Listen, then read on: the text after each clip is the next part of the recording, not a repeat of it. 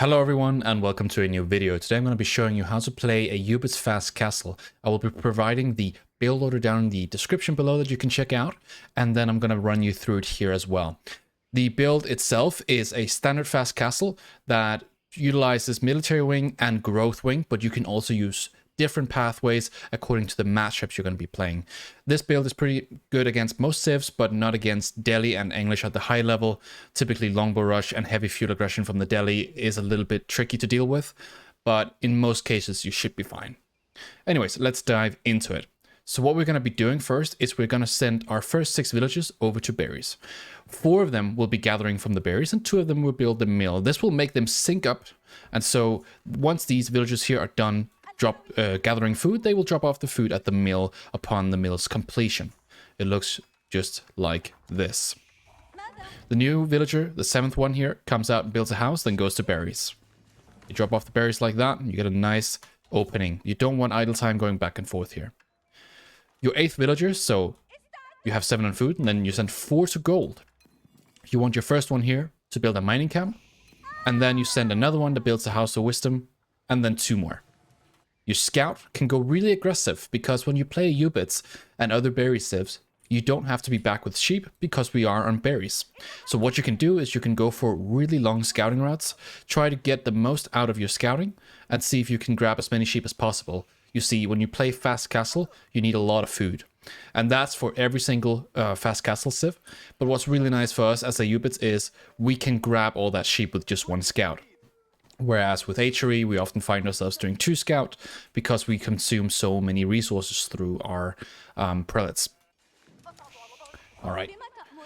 Now our 3rd villager goes to gold. This one's building the House of Wisdom. Try not to obstruct the walkway with the House of Wisdom placement. I like to place it a little bit to the side here, but still so that there's a free way to walk straight to the gold. Otherwise you start getting too much idle time and then you can't click up at the desired time. You want to click up to Feudal Age at about 2:12 to 2:15. Now that varies depending on how clean your opening is with the berries and your gold and the House of Wisdom blocking and so on. You don't want that to happen. Alright. The last villager here for our 8-4 split is going to go to sheep, and then in a few seconds we'll be able to click up. We're going to be clicking up with the military wing reinforcement. This is a really good wing because you can raid with it, but you can also use it against cavalry civs, and it just in general buys you a lot of time when it comes to securing your castle age. So what you want to be doing is you want to use this raider and then raid, get the time extra, force your opponent to stay back and deal with the Desert Raider, and then you go next stage. Then after that, you're going to be going into Eco Wing Growth for Castle Age, so you get your 8 villagers and your extra orchards. And another way you can go about it is play Eco Wing Growth in the Feudal Age. This is specifically against something like English or Delhi. And then depending on how long you have to stay in Feudal, you can try to finish the game in Feudal if needed, if you're up against Delhi, for example. But you can also go into Culture Wing Logistics after that. Get the relics quickly, get the 3 Dervish in Castle Age, and then have the relics at your disposal very quickly. Get the 5 relic game going. For this example, I'm going to be using reinforcement into growth. And it's really only those 2 pathways you're going to be taking. Sometimes you can use advancement if you have to be really quick and get some sort of Gulam timing or something, but that's quite rare, so I'm not going to be covering that. Then what we're doing is we take so that we have 4 villages on food in total and 4 on gold in total. And then we take 5 villages and we start chopping 1 full straggler tree. That'll give us 150 wood, which is enough for a house and for a tower. So we want to build a tower on the gold and upgrade the same tower. That means that this straggler tree here has to be fully collected, and then the same 5 villages will go just like you would do with Ottomans and gather 5 stone. 50 stone, I mean. You get the 50 stone, and then you can upgrade the tower. Build the tower here with a gold villager. 5 here on stone. And then upgrade the tower. With your scout, just keep scouting. Try to figure out if your opponent's going to do aggression or not, and how you're going to deal with it. Most of the time, pretty much every single game, you're not going to be building defensive units because you have your Desert Raiders. Alright. After that, they go back to food, the stone villagers, and once you're aged up, you upgrade your tower. This is also the time where you have to be building the next house, which we just did here. Alright. Here comes the Desert Raider. The Desert Raiders are interesting because they're countered by a lot of different units, both spearmen, because they're cavalry, and also something like javelins, for example. Here I'm up against the Malians, so both the Donzos and the javelins actually counter the Desert Raiders, but if I can force my opponent to make units, because I have 3 units, that's good for me. So going Desert Raiders still makes sense in that regard. The Desert Raiders have a melee and a ranged attack. Use the melee if you don't take any hits, such as going in the TC range. And if you can't, then you use your bow. The bow has a way lesser damage, whereas the blade does 13 damage, which is really nice. Remember, you also have bonus damage to cavalry. But the bow does not have that bonus damage, so you would do 26 to cavalry baseline. But with the bow, you only do 5 damage, I think. In the base, we have, upon our H-up, re-macroed a little bit. So we sent 1 more to gold when we got to H2. So we have 5 in total on gold. And then we just rally to food until we can H-up. That is it. We just rally to food. You get the 5 on gold. You rally to food. And then you're going to be able to click up at about 615 to 620. Then we can click up with our growth wing. Go H3. Here, I'm positioning my camel. Trying to hit a few villagers here. Use my scout to get the vision. And he's just going to make javelins to try to counter this. That's fine for me. I just need to not lose this Desert Raider. You cannot lose this one. Look at the resources. We're almost up. I did a little drop off here. I'm missing 2 food. They're going to come around here. And then the gold. And now we've got the growth wing going. When you got your growth wing going, you want to have your 5 on gold. And your 8 on food. The reason we want 8 on food instead of 4 is because we want to stack up food for our Camel Lancer production. The rest goes to wood until you have 12 on wood. In the meantime, you're going to be rallying on gold until you have 12 on gold as well. So that's all you got to remember. Then on the growth wing, once the villagers come out of the growth wing, you send them to a food source, like the berries here, like the deer here, so that you end up with 16 on food. So your desired split is 16, 12, 12 actually. You're going to need a lot of gold for upgrades, and for Camel Lancers they cost quite a lot of gold, and all the upgrades for the archers, plus some eco upgrades as well. Again, we're here with the Desert Raiders. They take extra damage because they're a ranged unit, so try not to engage these javelin throwers. As for defense back home, we don't need any more than this. We have enough sheep. In most games, you have enough sheep, but if you don't, then you should still be fine. Then you just have to move out on the deer. Up here, maybe. You could do a couple of walls, potentially a tower if needed. I prefer on a map like Gorge to do walls in corners like this if I have deer up here. And if I'm on the berries here, I'll do a tower here. Because here, it doesn't make sense to wall in my villagers, but up here, it's a lot better. Alright. So now, during our H up here, we have queued up double broadaxe and wheelbarrow. We can afford to get these upgrades, and they're really good to get at this stage of the game because now we have a lot on wood, and we're also starting to get a lot more villagers, so wheelbarrow is also going to pay off quicker. Get a stable now, and then after that you go into blacksmith and mosque. You want to collect as many relics as possible, and because we went growth wing, we're not going to get immediate dervish. That means we have to produce them ourselves. I like to produce about 3 dervish, really depending on how many relics I can get. If there's only like 2 relics left on the map, because I'm up against some very quick HRE player, which is quite rare to see really, then you would probably just make 2 or whatever. Anyways, stable, and then you go into a mosque, and then you go into a second stable, blacksmith, and then at around minute 10-11, you drop 3 archer ranges, and then you run double stable, triple archer range, and then you just queue up as many units as possible. You want to maintain production from this stable constantly. So add more production as you have resources floating. That's really the best advice I can give you here. Don't float resources. If you are, re-macro. And if you can't spend it, add more production. And if you have small surplus gold like that, then add in a few more upgrades. Horticulture, for example. Here, I'm going on the deer. So an upgrade I want to prioritize is survival techniques. That's a really good one to get as well. But I don't want to stop producing dervish or camel lancers. These desert raiders still can get value. I killed a villager here just before. and I pushed him off gold, and that's a lot of idle time. So that is something you can use them for. Here I'm going out to get the relics in the bottom. Full production on the mosque. I'm trying to maintain full production on the stable as well. Second stable now coming through. And then I'm going to be able to make camel lances out of both of these. You need about 5 on gold per stable and about 7 to 8 on food per stable. So you can multiply it by that.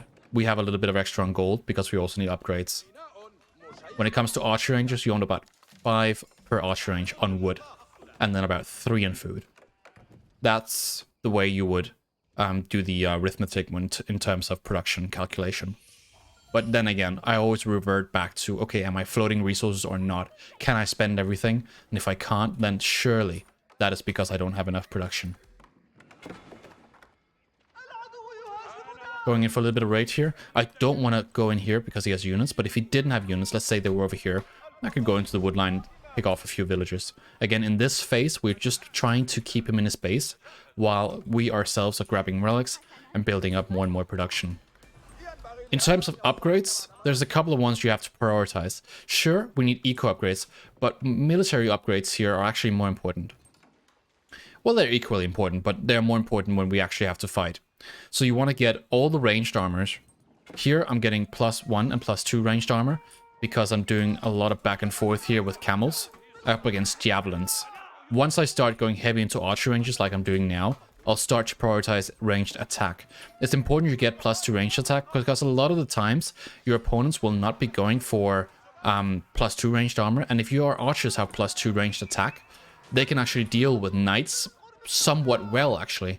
And so running archers and camel lancers ends up being a composition, if you have an upgrade advantage too, that just melts everything. So that is a really solid way to think about it. Get the upgrades quickly and then go full camel lancers and archers. This is a really, really good composition. And if you start dealing with having problems with siege mid game, or masses of range units, then you go into siege, of course. All right, build the next mosque when you know you can get more than 3 relics. I highly advise against building this mosque if you only can get 2 or 3 relics.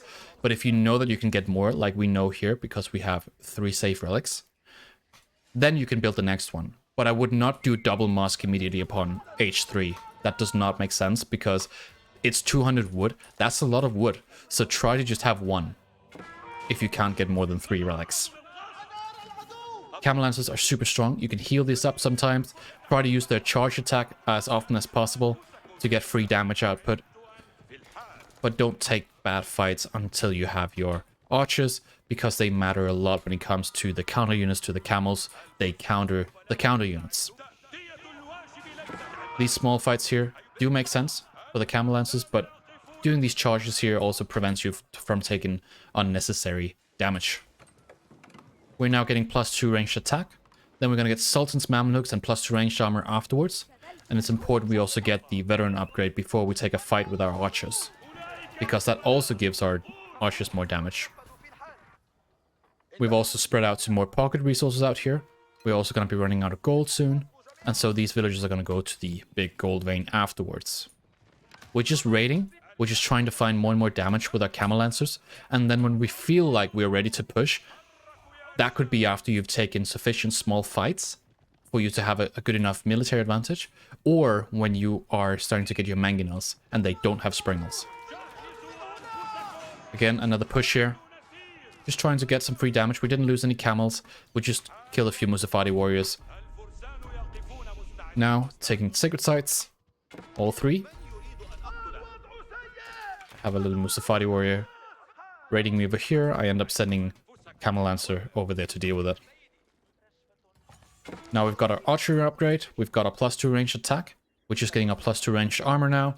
And we can start to think about taking some serious fights. He's raiding up here. I have my archers on the job. He has his army here as well. And so I can start to move my main army down here. We are 14.5 minutes into this game and I already have 45 military units. This is quite a big deal, because they're also fully upgraded. He does not have any ranged upgrades, so all my archers do superb amount of damage. they can also deal with javelin throwers very easily because the javelin throwers don't have ranged armor. So any fight I take here is good for me. As for splits, I have a lot on wood right now. That's because I want to go into mangonels. Here, another fight. You can be more patient. It's important to practice patience. But if you see the opportunity and you know you can win these fights, then go for them.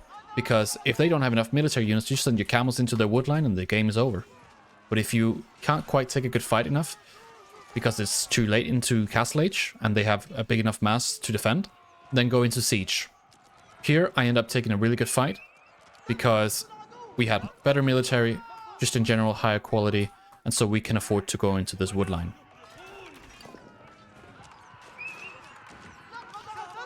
And if you look at the way that our minimap looks right now, we have units coming across here. So many units. We have 50 right now. And that's after fighting here. A bit more damage. Notice how I'm using the Dervish and their healing ability to heal up my Camel Lancers again. It's kind of like having... I can't remember what the upgrade's called, but the ones for the French, where your knights heal when they're out of damage, out of battle. He builds up a nice amount of units again. He does have cows, so that doesn't matter. He also has a second TC, so he's trying to play the long game here. We don't want to play the long game. We want to end this game as soon as possible.